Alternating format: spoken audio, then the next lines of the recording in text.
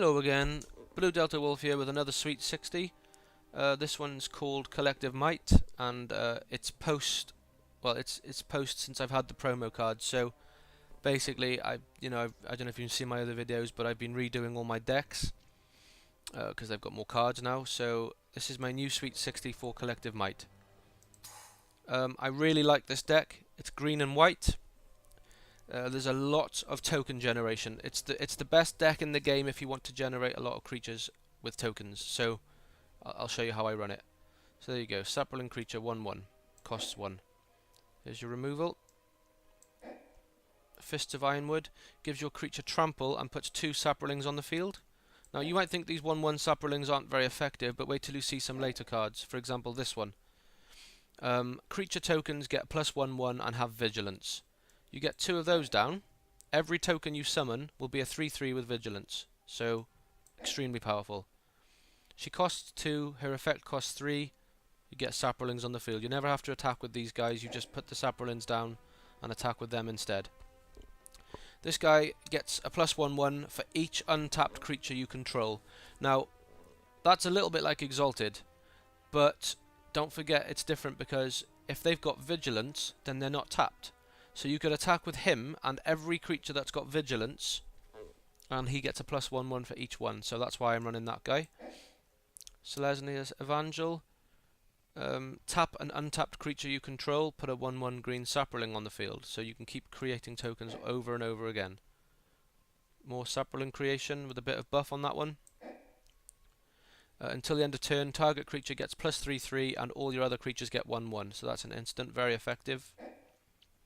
This card, slightly overpowered I think. Every time you attack, you get a counter. If you can pull off 7 attacks, all of your creatures have got +5/5. So you can imagine that one when it comes into play. There's your ramp, good card. More creature generation. Scion of the Wild, equal to the number of creatures you control, so he can be quite powerful. A bit of flying defense here. Like this guy, like him a lot. Hero of the Blade Hilt, whenever she attacks, put 2 1/1 soldier creatures tapped and attacking.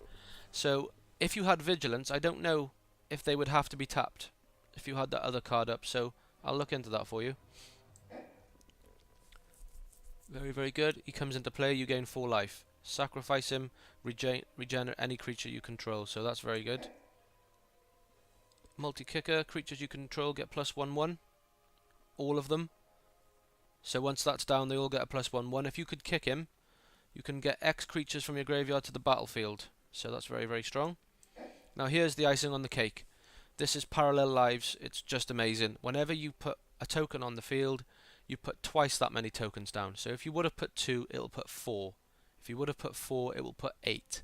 If you've got 2 of those down, plus those other 1/1 buffing cards that give it vigilance, you can get some crazy amount of creatures with power and vigilance. Oh, it's brilliant. And this buffs them all as well. 2 of them down. I love the leash cards. Ant Queen, that's the cheapest creature generation I think out of all of them. For just 2, she puts an insect on the field, so by the time you get her out, you could almost put 3 instants down next turn. Insects, I mean, sorry. Now this one is really, really powerful. So every creature that comes into play gives him a 1/1 and the creature a 1/1. So, for example, if you put the 2 spirits down, that would be 4 creatures. They'd all get a 1/1 and he'd get 4 1/1s. You see the power of that card? Very strong. You cannot damage this card, instead it buffs him. So any damage will make this thing only stronger and stronger and stronger. The only way to get rid of it is to murder it outright or make you sacrifice it or exile it, I think. That's got reach. Need a bit of flying defense in this deck because it hasn't got much.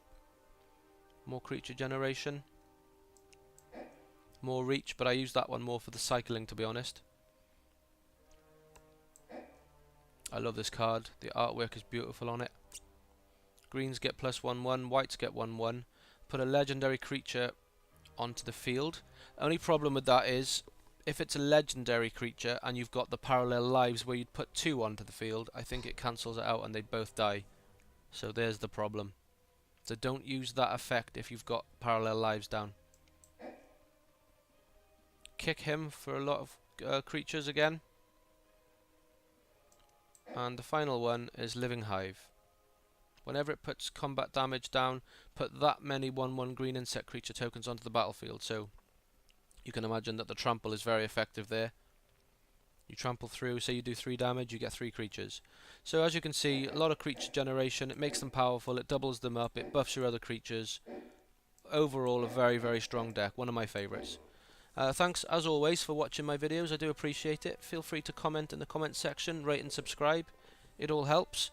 And I'll be back in the future with more decks. Thanks very much for watching, guys, take it easy.